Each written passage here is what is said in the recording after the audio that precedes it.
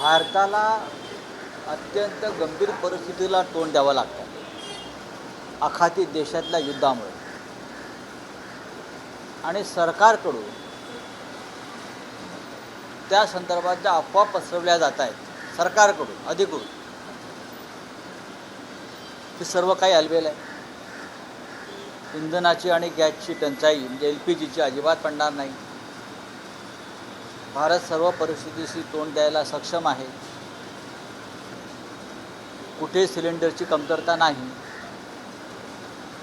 सिलेंडरचे भाव वाढणार नाहीत. या अफवा महाराष्ट्राचं आणि केंद्राचं सरकार पसरवत आहे. पण प्रधानमंत्री मोदी हे केरळ, पश्चिम बंगाल, तामिळनाडू अशा राज्यामध्ये प्रचारात अडकलेले आहेत आणि त्यांच्या प्रचाराच्या कोणत्याही भाषणामध्ये या विषयांचा उल्लेख नाही जो जीवनावश्यक आहे. त्यांच्या वतीनं लोक बोलत आहेत. सिलेंडरसाठी रांगा लागलेल्या आहेत. 25-25 दिवस सिलेंडर मिळणार नाही असं आता चित्र आहे. अनऑर्गनाइज कामगार लेबर तो सगळ्यात जास्त हॉटेल इंडस्ट्रीमध्ये आहे. ती हॉटेल इंडस्ट्री साधारण 40% बंद झाली. 40%. मुंबईसारख्या मोठ्या शहरामध्ये, जिल्ह्यामध्ये, तालुक्यामध्ये LPG अभावी हॉटेल्समधली हॉटेल्स बंद आहेत आणि 40% इंडस्ट्री बंद झाल्यामुळे तिथे परत रोजगाराचा प्रश्न निर्माण झाला. ह्या कोणत्याही विषयावर देवेंद्र फडणवीस राज्याचे मुख्यमंत्री, उपमुख्यमंत्री एकनाथ शिंदे, उपमुख्यमंत्री सुनेत्रा वहिनी पवार, देशाचे पंतप्रधान, गृहमंत्री एक शब्द बोलत नाही आहे. लोकांनी काय करायचं? नोटबंदीच्या वेळेला ज्या रांगा लागल्या, जशा रांगा लावून माणसं रांगेत मारली गेली, तेच आता सिलेंडरच्या रांगेमध्ये होईल अशी भयंकर स्थिती निर्माण झाल्याचं चित्र देशभरात दिसत आहे. हे सरकार जनताविरोधी आहे आणि हे सरकार आंतरराष्ट्रीय बाजारामध्ये किंवा आंतरराष्ट्रीय राजकारणामध्ये संपूर्ण अपयशी ठरल्यामुळे आपल्या देशावरती परिस्थिती ओढावलेली आहे. पण राऊतसाहेब, इराण हा खरं तर भारताचा जुना मित्र आहे. पहिल्यांदा कसं होतं की आपल्या देशानं इराणशी संवाद केल्यानंतर भारतात 2 तेलवाहू जहाजं संवाद झाला आहे असं अजून इराणकडून सांगितलं जात नाही आहे अधिकृतपणे. भारताकडनं अफवा पसरवल्या जातात. खरं म्हणजे इराणशी संवाद होणं गरजेचं आहे. पण इराणशी तुम्ही कोणत्या तोंडानं संवाद करणार आहात? ज्या इराणचा सर्वोच्च नेता इस्रायलच्या हल्ल्यात मारला गेला त्याच्या संदर्भात देशाच्या प्रधानमंत्र्यांनी साधी शोकसंवेदना व्यक्त केली नाही. त्या इराणशी तुम्ही कोणत्या तोंडानं बोलणार आहात? खरं म्हणजे आपण इराणला नैतिक पाठबळ देणं गरजेचं आहे युद्धाच्या ठिकाणी.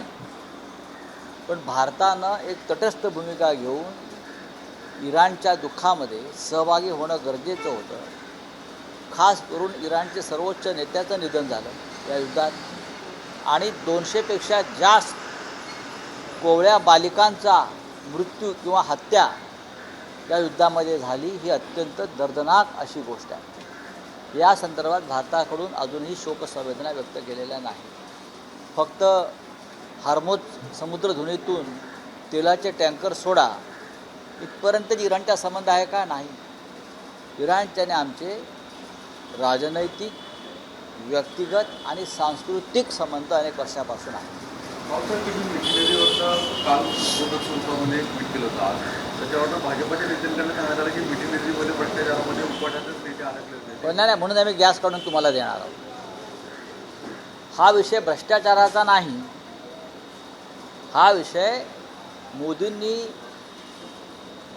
आतापर्यंत सगळं काय अडाणीला विकलं भाजपने फक्त काही नदी नाले शिल्लक होते, त्यातली मिठी नदी आहे. तर मोदींनी जी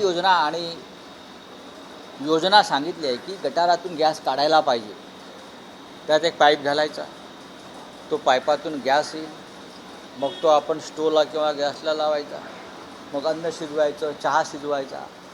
ही मोदींची जी योजना आहे ती मिठी नदीच्या माध्यमातून मोठ्या प्रमाणामध्ये साकार होऊ शकते.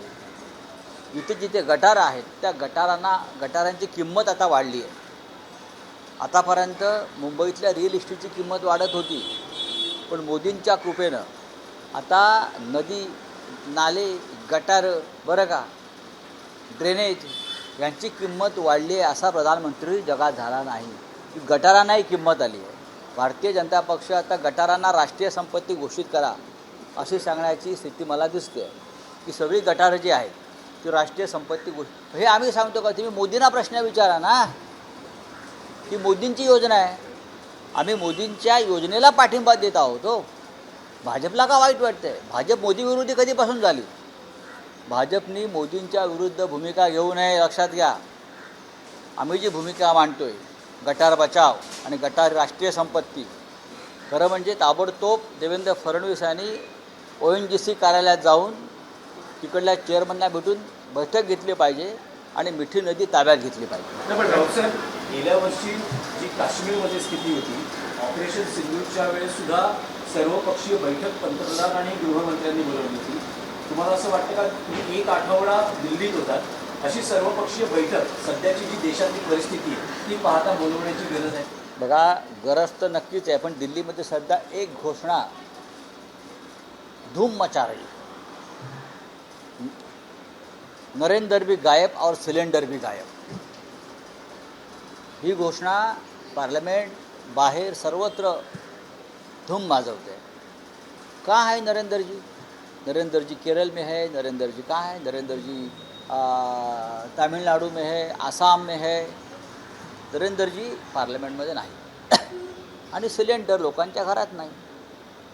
त्याच्यामुळे बैठक घेणार कोण? बैठक घ्यायला प्रधानमंत्री पाहिजेत ना, ते नाही आहेत. आणि जे राहुल गांधी सांगतायत ते सत्य आहे. यापुढे नरेंद्र मोदी हे पार्लमेंटला येतील की नाही शंका आहे, कारण त्यांना पार्लमेंटमध्ये यायला तोंड राहिलेलं नाही असं जे गांधी म्हणतायत त्यात तथ्य आहे. एकतर या सगळ्या पूर्ण गॅसच्या संदर्भामध्ये मुंबईमध्ये एक महत्त्वाची अशी इम्पॅक्ट होतं की हॉस्पिटल्स जे आहेत महापालिकेचे असतील नाहीतर राज्य सरकारचे असतील की म्हणजे जे नायर हॉस्पिटल्स आहेत अशा ठिकाणी फार मोठ्या प्रमाणामध्ये आता तिथे जे कॅन्टीन सुरू होते त्यांचे ते बंद झाले आणि बाहेरचे रुग्ण जे येत आहेत त्यांच्या पेशंटचे फार मोठ्या हाल होत आहेत, त्यांच्या नागरिकांचा हाल होत. हे आहेच ना. याच्यावरती या राज्याच्या मुख्यमंत्र्यांनी किंवा उपमुख्यमंत्र्यांनी काय वक्तव्य केलं आहे का? कोविड काळामध्ये ऑक्सिजनची कमतरता होती. माननीय उद्धव ठाकरे मुख्यमंत्री असताना त्यांनी प्रत्येक हॉस्पिटलला ऑक्सिजनचा पुरवठा होईल याची काळजी घेतली, इंजेक्शन्स मिळतील याची काळजी घेतली, उपचार मिळतील याची काळजी घेतली. अशा प्रकारची काही योजना उपक्रम देवेंद्र फडणवीस, एकनाथ शिंदे, सुनेत्रा पवार या तिघांनी घेतली आहे का? तर मला अजिबात दिसत नाही. हां, हॉस्पिटलमध्ये जर कॅन्टीन्स बंद झाल्या असतील किंवा सार्वजनिक ठिकाणी लोकांच्या खाण्यापिण्याच्या ठिकाणी गॅसच्या अभावी जर या सगळ्या योजना बंद झाल्या असतील तर लोकांनी जगायचं कसं? धाबे बंद आहेत, छोटे हॉटेल्स बंद आहेत, खाण्यापिण्याच्या गाड्या बंद आहेत, वडापावच्या गाड्या बंद झाल्या आणि देवेंद्रजी म्हणतायत आणि नरेंद्रजी म्हणतात सब कुछ ठीक आहे. काय ठीक आहे? तुमच्या वर्षा बंगल्यावर ठीक असेल, वर्षा बंगल्यावर जर एखादं गटार असेल त्यातून तुम्ही गॅस काढला असेल, पण ती यंत्रणा ते पाईप तुम्ही जनतेलाही द्या गॅस काढण्याचे ना, दिले पाहिजे. एकनाथ शिंदे ठाण्यातून गॅस काढत असतील, पार्थ पवार आणि म्हणजे मातोश्री बारामतीमधून गॅसचा पाईप एखाद्या गटारातून काढत असतील, निदान पाईप तरी पुरवा गॅस काढायला गटारात. गॅस ठीक आहे, पण उद्धव ठाकरे आणि आदित्य ठाकरे का आंदोलन दिसत नाही? एवढं जर तुम्ही बोलता म्हणजे एका साईडला मनसेसारखा पक्ष जो आहे तो आंदोलन करू पाहतोय, काँग्रेसने आंदोलन केलं. उपट आदित्य ठाकरे नेते कुठे आहेत? आदित्य ठाकरे, उद्धव ठाकरे सभागृहात आवाज काढताना दिसत नाही, यात मैदानात कुठे आंदोलन करताना दिसत नाही. नाही आम्ही आंदोलन करू ना. मी जे तुम्हाला म्हणतो मिठी नदीतून गॅस काढण्याची योजना आम्ही अंमलात आणू, हे आंदोलनच आहे. तिथे आदित्य ठाकरे जाणार होते. करू ना. तुम्ही वाट का बघत नाही? गॅस काढण्याची प्रक्रिया सुरू आहे ना. विधानसभेमध्ये एक मांडण्यात आलेलं आहे, ज्यामध्ये धर्मांतराच्या संदर्भात विधेयक मांडण्यात आलेलं आहे. त्या संदर्भात आपलं काय? त्याबरोबर प्रत्येकाला जीवनावश्यक वस्तूमध्ये सिलेंडर सुद्धा मिळेल असं सुद्धा विधेयक मांडलं पाहिजे. लोगों के घरों से सिलेंडर गायब है, लेकिन सरकार सदन में ये कह रही है कि विपक्ष भ्रम फैला रहा है, पेट्रोल डीजल और गैस की कोई कमी नहीं है. मेरे पत्नी को 2 दिन से सिलेंडर नहीं मिल रहा है. मेरे पत्नी को मेरे घर में तुमच्या घरी स्वतःचे सिलेंडर नाही. नाही आहे. महानगर गॅसचं येतं आहे, पण आम्हाला सिलेंडर पण लागते एखादं. अच्छा, म्हणजे पाईप गॅस पण आहे. पण सिलेंडरची गरज लागतेच ना कुठेतरी अख्ख्या घरामध्ये.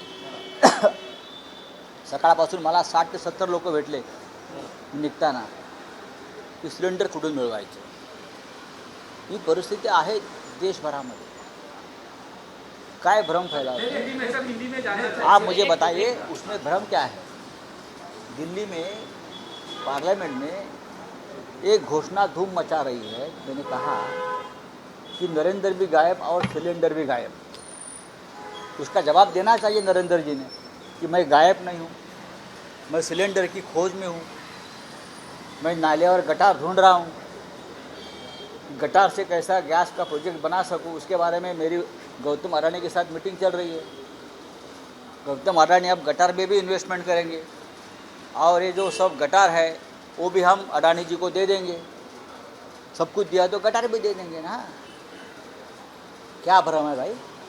बड़ी बड़ी कतारें खड़ी है सिलेंडर के लिए, लखनऊ से लेकर मुंबई तक, कलकत्ता से लेकर चेन्नई तक, दिल्ली से लेकर जम्मू तक. लोग नोटबंदी के बाद कतार में खड़े हैं सिलेंडर के लिए. भारतीय जनता पार्टी का ये हॉबी है कि लोगों को कतार में खड़े करके मार दो. मोदी साहब कह रहे हैं कि आप टेंशन मत लीजिए, जिस तरीके से मैंने कोविड के काल को संभाला ठीक उसी तरीके से मैं इसे भी संभालूंगा. हाँ, कोविड के काल को संभाला. पूरा गंगा नदी में डेड बॉडीज बह रहे थे, संभाला. गुजरात में स्मशान में जगह नहीं मिल रही थी जलाने को डेड बॉडीज को जगह जगह पे. क्या संभाला आपने? ईरान को लेकर 2 जो एलपीजी के कंटेनर छोड़े गए हैं, कहा गया है सरकार की तरफ से, क्या कहना चाहिए? क्या ये भ्रम नहीं है? क्या भ्रम की बात करते हो तो ये भी भ्रम ही है मुझे लगता है. जब तक यहाँ कंटेनर आते नहीं, अगर ईरान ने छोड़ा है हमारी कंटेनर्स को तो मोदी जी ने ईरान को धन्यवाद देना चाहिए.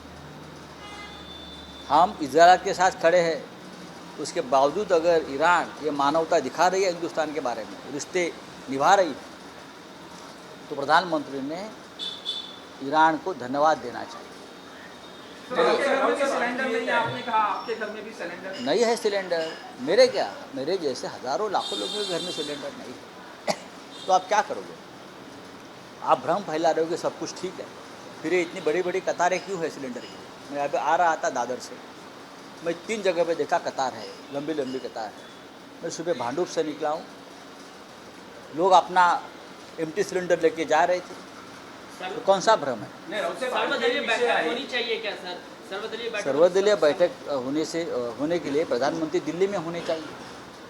वो तो प्रचार में बिजी है. हाँ, राहुल गांधी जी के खिलाफ बात कर रहे हैं, हमारे खिलाफ बात कर रहे हैं. आप सिलेंडर के बारे में क्यों नहीं बात करते? आप जो ईंधन के भाव बढ़े हैं उसके बारे में क्यों नहीं बात करते? आप महंगाई बढ़ गई है युद्ध की वजह से, आप उनके बारे में क्यों नहीं बात कर रहे?